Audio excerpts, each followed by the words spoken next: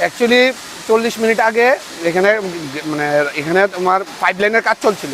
Pipe লাইনের কাজ চলার সময় তখন এখানে ওই ফট করে একটা শব্দ পাইছি, তখন আমরা দৌড়ে ঘর থেকে দেখি এখানে আগুন লেগে গেছে। তো আগুন লাগাতে এখানে সবাই মানুষ জড়া হয়েছে, সবাই ফায়ার ব্রিগেড টায়ার ব্রিগেডটা ডাকাটা কী করতেছে, তখন আইসে ফায়ার ব্রিগেড এটা নিয়ন্ত্রণ করছে।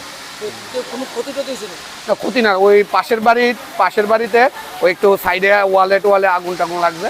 ফায়ার ব্রিগেড ভালো কাজ করছে, তাড়াতাড়ি করে আগুনটা নিবাইছে। আর একটা বাইক বুধ পুরা গেছে, বাইকের চাকা টাকা পুরা গেছে। এই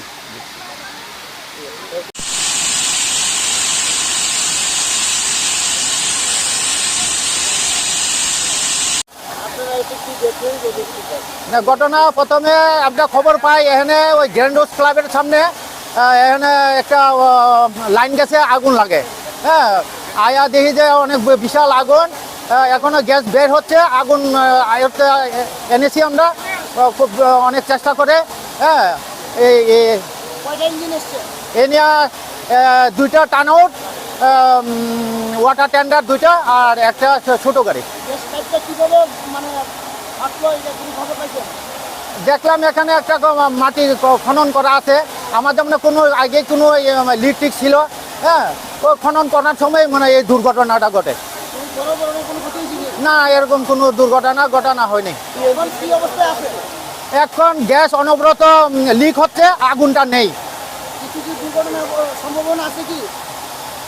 হ্যাঁ, এখনো চান্স আছে, যদি সিএনজি তাড়াতাড়ি এসে যদি পাইপটা যদি না অফ করে তা দুর্ঘটনা হওয়ার সম্ভাবনা আছে। হয়েছে প্রায় 20-25 মিনিট হয়েছে।